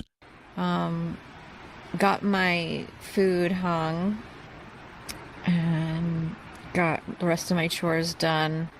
I have 27 miles left of the trail, so the next couple days shouldn't be as bad mileage-wise, but it does look like there's going to be additional elevation gain. And I've positioned myself right before a particularly challenging part of the trail. As she rested, the strange feeling stayed. This trail had given her strange dreams before, and something about this night made it feel like it might happen again. This video was uploaded by Nat Moran on November 30th, 2025, about what began as a calm holiday night slowly turned into fear. Welcome back to the channel. Today is Thanksgiving and we have a fun little surprise planned for dinner. So stick around because I'm super excited to bring you along. If you're new to the channel, my name is Nat Moran and I've been living on the road full time for almost 5 years and I have my trusty companion Pike next to me. I think this Thanksgiving is so special because I'm choosing to be She had parked her camper in a cold, quiet, alpine area, thankful to have a safe home and a peaceful place to spend Thanksgiving with her dog. The night felt still and calm, with only the sound of the wind in the trees. Hi, buddy. We are here in High Alpine, Colorado, and it is a lot colder here than in southern Colorado. To be fair, I did choose to come to this location specifically because in the next couple of days, they are calling for a really significant snowstorm. And we really haven't had a lot of snow. And I'm really looking forward to a winter wonderland. It is Thanksgiving, and I'm going to be cooking my Thanksgiving meal over the campfire. And as darkness settled in, a strange sound broke the silence. She heard a helicopter flying close to her camp, low enough to shake the air around her. She had no idea why it was there. Soon, another helicopter came in, even closer than the first. I have no idea why there's a helicopter outside my camp. Like, if it was search and rescue, I feel like I would see flashlights and hear people, like, shouting. And, like, setting up a base camp, maybe?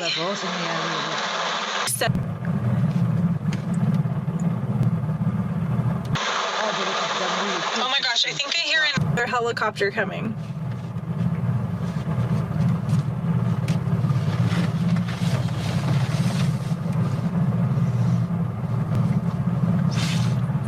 Y'all, a helicopter just landed right there. You can kind of see the flashing light.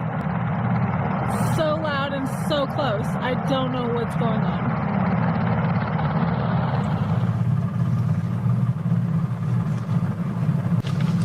What is happening? Okay, whatever it was, they're gone. I hope no one was hurt. Just when she thought it was over, more helicopters returned. One flew directly above her camp, so low that the force of the wind slammed into everything around her. I hear another helicopter.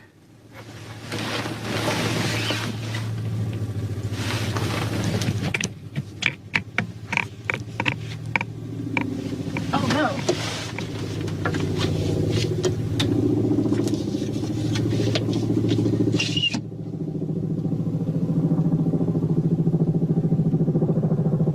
It's flying right on top of us.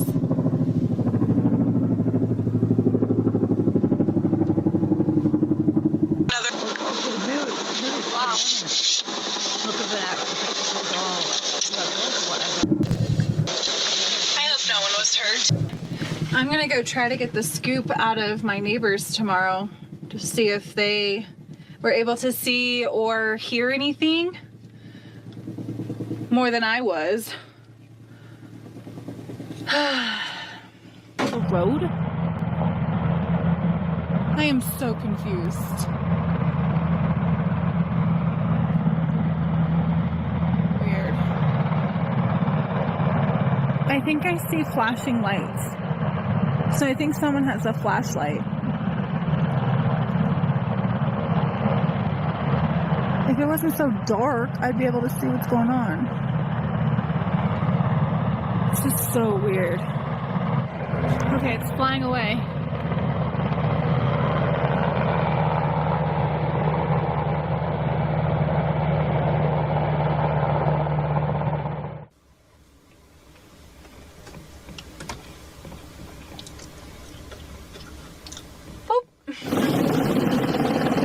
In seconds, her camp turned into chaos. The gear was knocked over, diesel spilled everywhere, and her heater was struck hard. She watched her space fall apart right in front of her.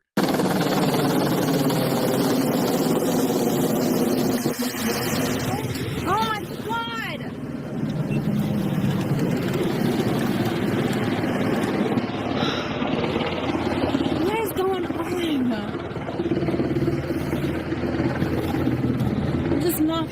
my camp.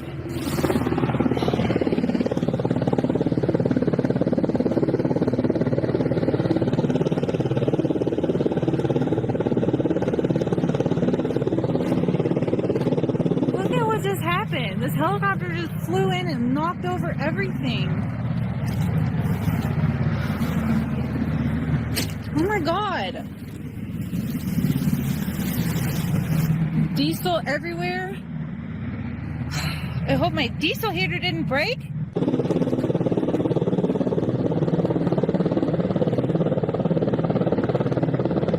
Like 2 helicopters just came in over my camp at tree line. So like, oh God, I'm going inside.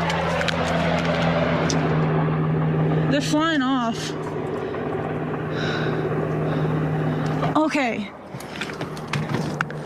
They broke my heater, so I have absolutely no way to heat myself tonight because... Standing there in shock, she realized her heater was broken, leaving her with no real way to stay warm in freezing temperatures. Panic set in as the cold night closed around her.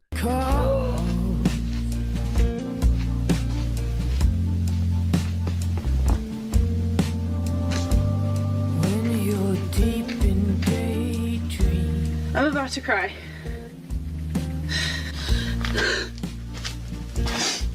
This is my home. Hello.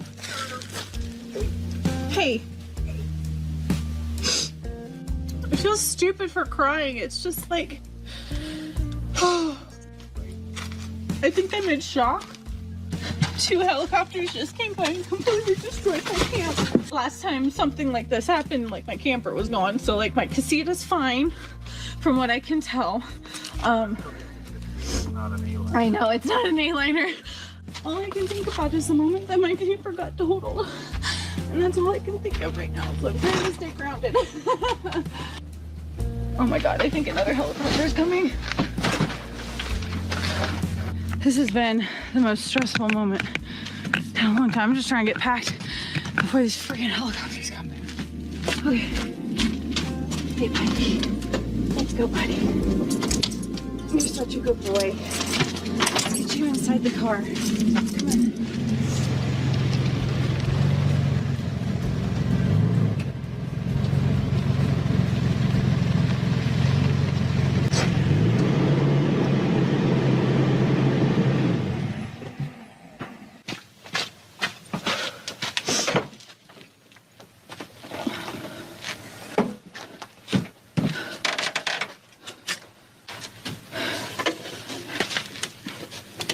Overwhelmed and shaking, she tried to pack up while helicopters continued to pass nearby. The noise and wind brought back old fear from past damage she had lived through before. Later, she realized that not 1, but 6 helicopters had flown through the area. Turn into a reminder of how much I'm still healing.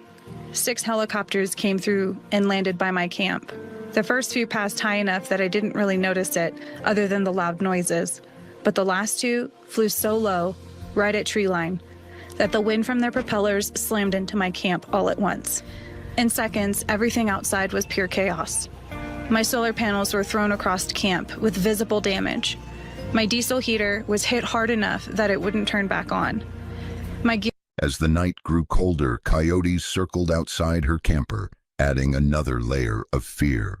Exhausted, cold, and shaken, she focused only on making it through the night. Oh my God, freaking coyotes. Come on, go inside. Come on, they're right outside. Pike, get inside. Get inside. There are freaking packed coyotes right there. Go.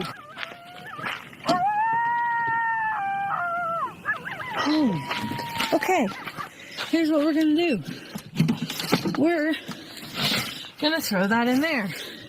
And we're gonna hurry up and get inside. Because that is scary as heck. Okay. I have to pee. Y'all need to go away. Okay?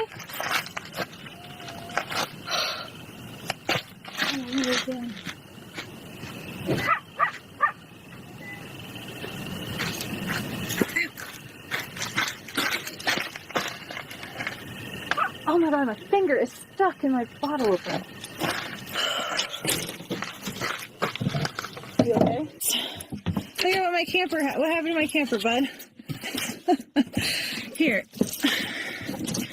Go this way. There you go. Just 15 minutes. Turned into chaos. By early morning, the shock still had not faded. Her camp was damaged, her power was limited, and she still had no answers about why the helicopters came so close. What began as a peaceful holiday ended as one of the most frightening nights she had ever faced. I did not detach. I have no idea where I'm at. I don't even know if I'm in a good spot, pretty spot, what spot. It's just pitch black. The sun's starting to rise, so I'm going to go outside for a potty break. But last night was absolutely wild. I lost my diesel heater. I don't even know what the condition of my solar panels are. They looked like they were shredded to pieces when I picked them up and just threw them in the car to get out of there. Even in daylight, the fear stayed with her. The quiet after the chaos felt heavy, and the mystery of that night remained unsolved. They're calling for snow. I don't know if it's actually going to hit, but I just want to stay warm. I want to keep my boys safe, and I don't want to kill my plants with frost, so I think we're going to pack up. On November 13th, 2024, on her private land in the mountains of Poland, Eva Zubek uploaded a video where a quiet place slowly turns into something deeply disturbing. It's literally come to the point where I'm sleeping with an axe by the side of my bed.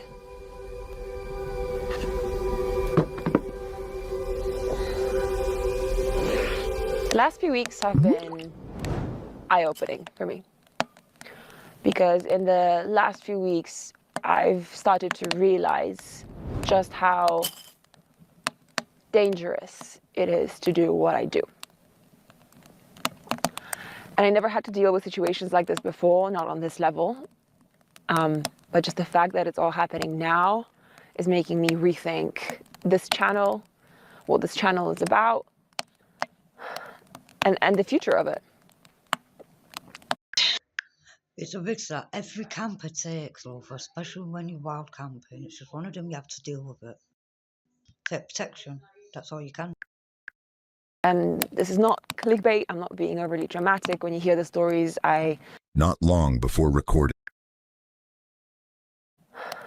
And the future of it. And this is not clickbait, I'm not being overly dramatic. When you hear the stories, Not long before recording, someone unknown appeared where no one should have been able to reach so easily, and the silence of the forest suddenly felt watched. I think you'll understand. A few minutes ago, a man that I don't know appeared on my property. And he turned to me and he said, "Oh, finally I found you. I've been looking for you. This is a man that I don't know." Get on. Let's put some else on the show.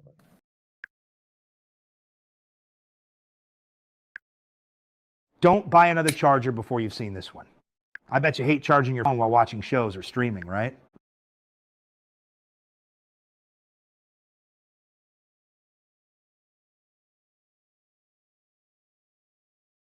A woman in Derbyshire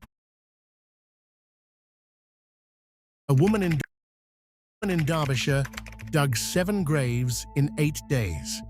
Her husband, then her children, one by one. She dug alone because no one else was left alive to help. That village still exists. You can visit the graves. You can walk the same streets where 72% of the population died in 14 months, and the survivors refused to leave because leaving meant spreading death to everyone they loved. And on Cannock Chase, grandmothers still teach their grandchildren the same warning their grandmothers taught them: if you see children on the road after dark, do not stop. Britain does not look haunted. Thatched roofs, country pubs, stone cottages covered in climbing roses. But behind every chocolate box village, there is a parish record someone would rather you did not read. A lane the locals will not walk after sunset. A question that makes the publican go quiet. These are not haunted house attractions or ghost tours designed to separate tourists from their money. These are real places with documented histories, parish records you can read yourself, and locals who will tell you things the tourist boards prefer to leave out of the brochures. Before we begin, hit subscribe, because once you see what is hiding behind those chocolate boxes, you will want to know more. Number 18. Canewdon, Essex. 6 witches live in this village. When one dies, another is born. The number never changes. Locals say they know who the current 6 are. They will not tell you. This is not medieval folklore preserved in dusty books. This is a belief held by living residents. 6 are. They will live in this village. When one dies, another is born. The number never changes. Locals say they know who the current 6 are. They will not tell you. This is not medieval folklore preserved in dusty books. This is a belief held by living residents of a village 30 miles from London in the 21st century. Canewdon sits on a ridge above the River Crouch, a quiet place of maybe 500 people, an ancient church, and a tradition that refuses to die no matter how modern the world becomes. The witch connection stretches back centuries. Rose Pye was tried here in the 1500s. George Pickingill died in 1909. He was reputed to be one of the most powerful, cunning men in England, a male witch whose knowledge supposedly influenced covens across the country. His grave is in the churchyard of St. Nicholas. Visitors leave offerings on it, fresh ones, modern ones. But here is what makes Canewdon different from other villages with witch histories. The belief is not past tense. Ask in the local pub about the 6 witches and watch what happens. Some will laugh it off.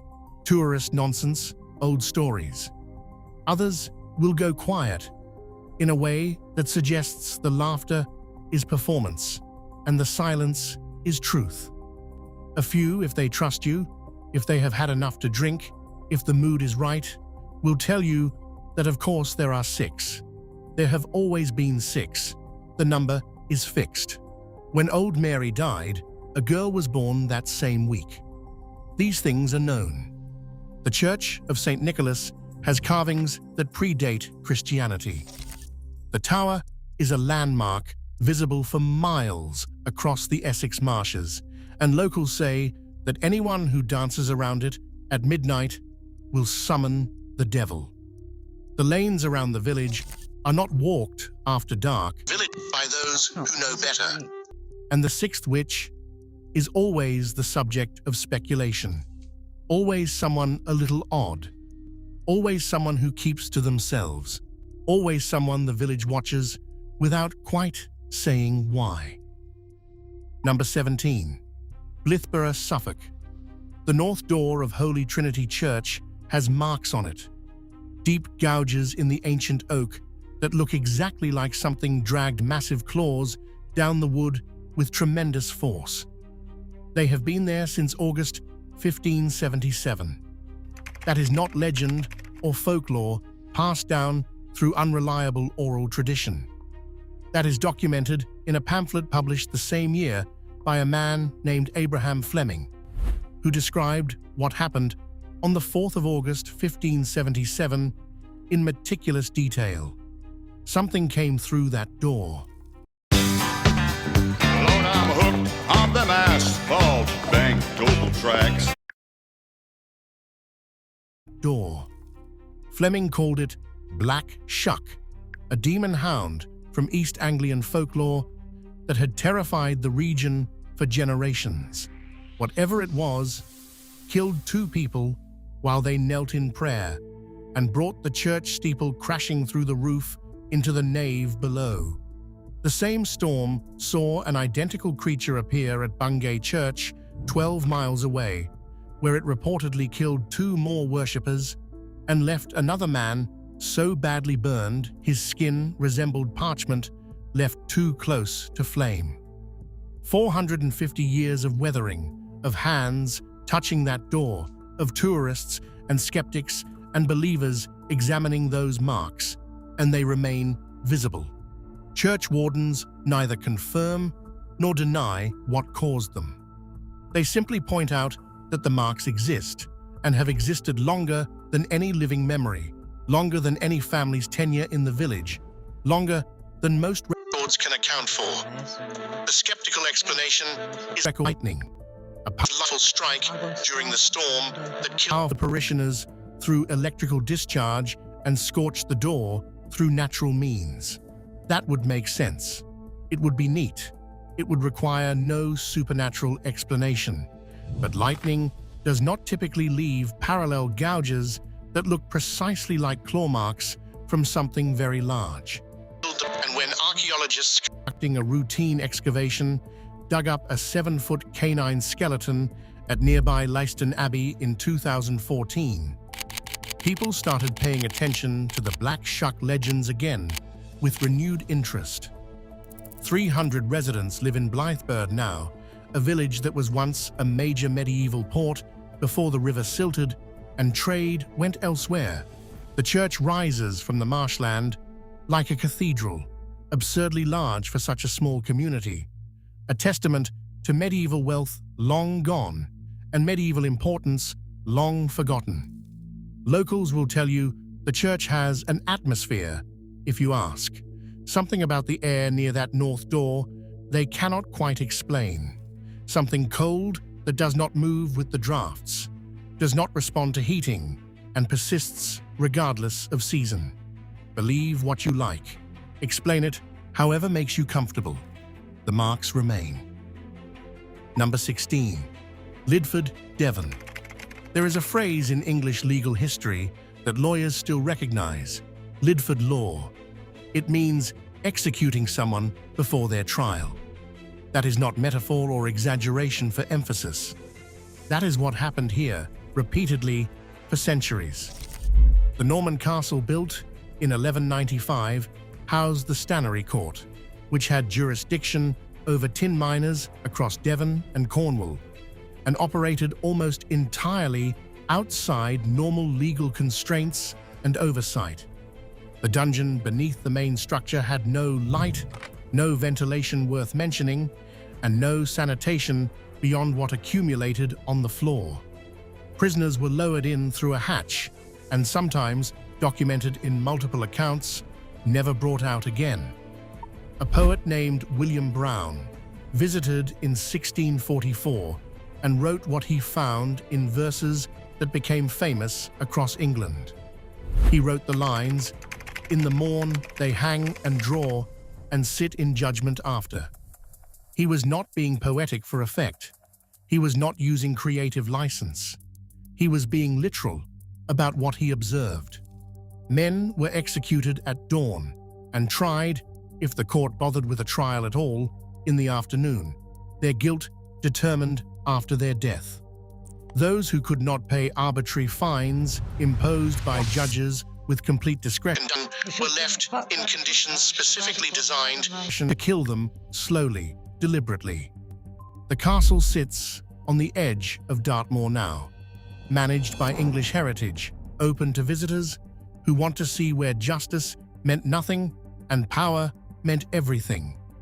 But locals from surrounding villages tend to avoid it after dark. There is something in those ruins that the moorland wind does not quite explain. Something that lingers in the dungeon space where men died of neglect and cruelty. The stones remember what happened there. 4 centuries of documented judicial murder leave a mark that guidebooks do not mention and information boards cannot convey. Number 15. Clove Hill, Bedfordshire. Churches traditionally face east. It is one of the most basic rules of Christian architecture. The altar toward Jerusalem, toward the rising sun, toward resurrection. The ruined church of St. Mary in Clove Hill faces north. Nobody has ever adequately explained why. The church was abandoned in 1848, when a new one was built in the village centre. What happened afterward is documented in police files, not folklore. In March 1963, officers responding to reports of disturbance found a tomb broken open, bones removed and arranged around the altar, evidence of fire and ritual scattered across the site. The tomb belonged to a woman named Jenny Humberstone, who died in 1770. Her skeleton had been posed. Candles had been burned. Symbols had been drawn. Police called it ritualistic. They were not exaggerating. Similar incidents occurred throughout the following decades. Graves disturbed, remains scattered, evidence of ceremonies that locals refused to discuss. The church sits on private land now, access restricted specifically because people would not stop coming. The north-facing altar might be explained by topography or an older site beneath. The repeated desecrations cannot be explained by anything except human darkness. Sometimes the creepiest thing about a place is not ghosts. It is what living people choose to do there. Hugh Miller was a genius. Born in 1802, he started as a stonemason and became one of the most important geologists and writers of Victorian Scotland. His book on the Old Red Sandstone made paleontology accessible to ordinary readers. His essays on folklore preserved stories that would otherwise be lost.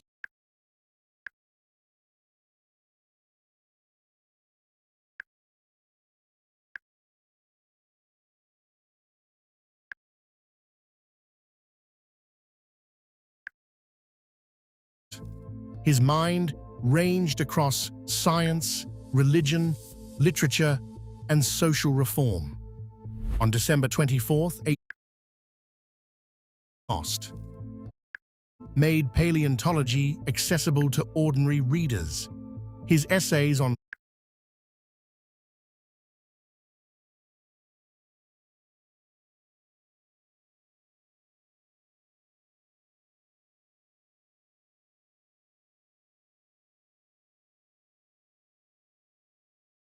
So you can read it, I'm just letting you look. But for now, guys. Folklore preserved stories that would otherwise be lost. His mind ranged across science, religion, literature, and social reform. On December 24th, 1856. Right guys, that's all for now. Like and subscribe to Dine and watch shorts and videos. Hope you've enjoyed.